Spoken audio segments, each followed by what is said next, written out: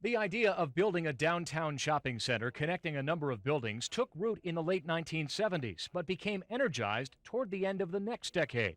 The announcement of Saks Fifth Avenue and the fact they're ready to become part of the mall allows us to get started on the tremendous work that has to be done. Saks was in as an anchor of the mall. Then Mayor William Hudnut began a hard sell to get the public and lawmakers to see the merits of the idea.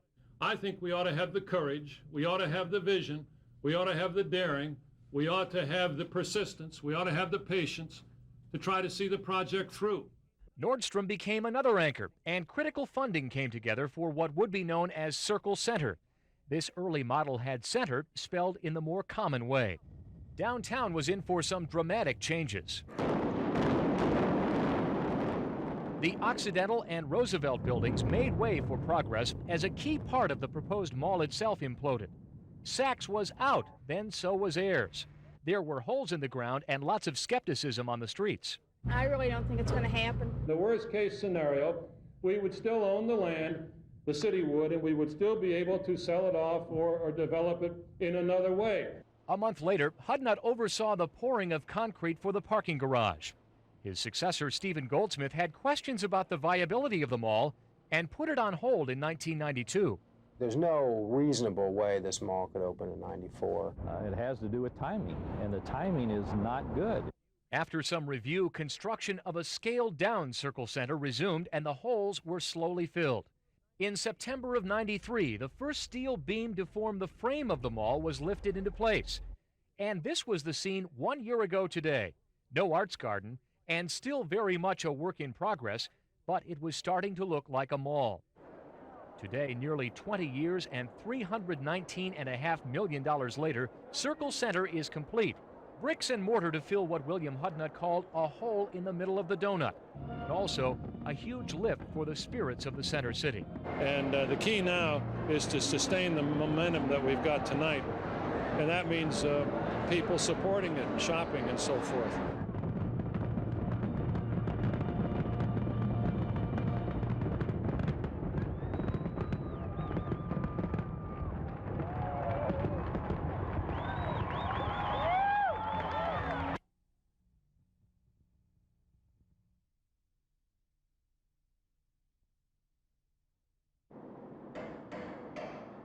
Just hours before tonight's grand opening party, workers were putting the final touches on this $12 million arts palace paid for by the Lilly Endowment. The steel and glass structure is not a museum or a concert hall, but it will be a showplace for arts-related events. Anytime that you could come in here and see a fair, a festival, a visual arts exhibition, an artist working in this space. Small ensembles will perform here, utilizing a permanent acoustic shell and lighting and sound systems. And the plan is to connect Arts Garden visitors to arts opportunities. We're working on a ticketing system so that anyone could come up to that ticketing kiosk and buy a ticket for any arts event that's happening in the city. The relative sterility of a building will never replace the beauty and emotion of art. But patrons believe the Arts Garden properly focuses the spotlight on an often overlooked and underfunded community resource. Not that the arts haven't been part of Indianapolis, but maybe that they haven't been as visible and as unified as this building really makes that. And the feeling here is this building will put the arts on equal footing with sports as an important element in downtown development. If the 1970s or 80s were sort of the boom for sports, we're really hoping and thinking that the 90s and on into the next century is going to be the boom for the arts. This is Circle Center for Debbie's Special, $9,495.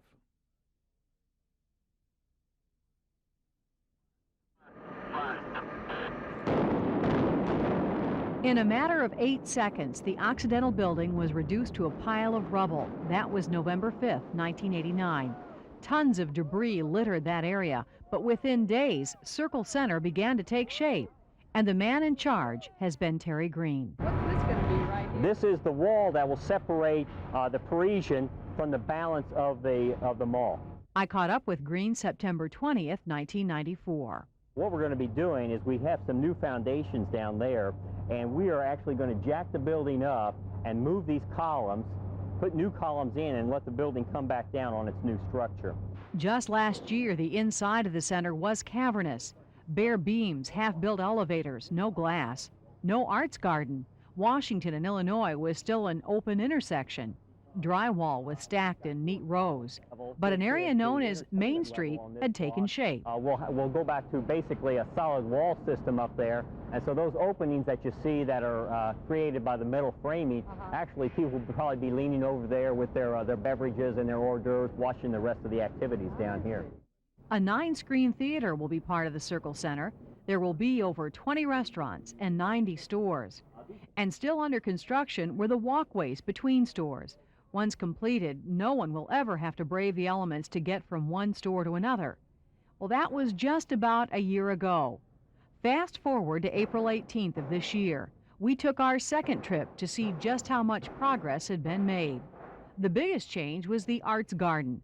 Girders were in place. The steel shell was up. Inside the center itself, the elevators at the front entrance were a little more completed.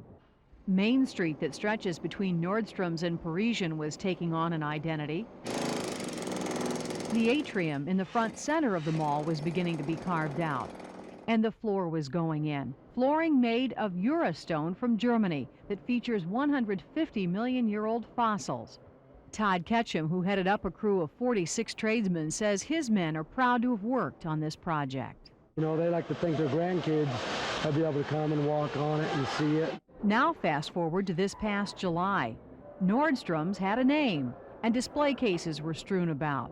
Outside, light fixtures in the shape of vines costing $5,000 were in place. The Warner Brothers store had its marquee and appropriate cartoon characters standing by. FAO Schwartz, the ultimate toy store, still had no sign, but inside workers were finishing the shop. And the arts garden was nearly finished. Project manager Joe Leone says this glass and steel structure may be his best work. Most unique, beautiful structure I've ever worked on, and probably will be so for my entire career. So if you were looking at some of these areas in time-lapse photography, it might look like this. The arts garden went from nothing to a metal frame to literally a work of skyline art. Inside the center, the Main Street area, in just a year's time, went from metal frame to glitz. Elevators began to look like elevators. And stores like Nordstrom's to Parisian to FAO Schwartz went from wallboard and concrete to lights, glamour, and pizzazz.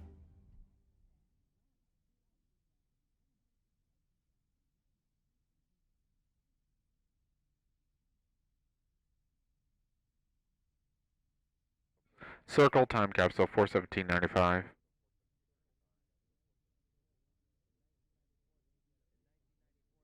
In 1994, the Indiana Pacers made it to the NBA Final Four. The line to make contributions was 50 people long. That's because 50 items, representative of life in Indianapolis in April of 1995, were about to be buried and sealed for the next 50 years. There was a hard hat for the arts garden. Quite a construction project, a pretty exciting piece of architecture. There was a pin from Indiana Black Expo. So we're looking forward to when it's open again. We hope Indiana Black Expo is still around and still thriving. There was even an encyclopedia of Indianapolis, believe it or not. Very interesting item, also showing the history and how the interwoven aspects of the city and the university have come together, and a compendium, really, of interesting facts about Indianapolis. The time capsule is meant to be a fun, entertaining, and yet informative way to communicate with city residents 50 years from now.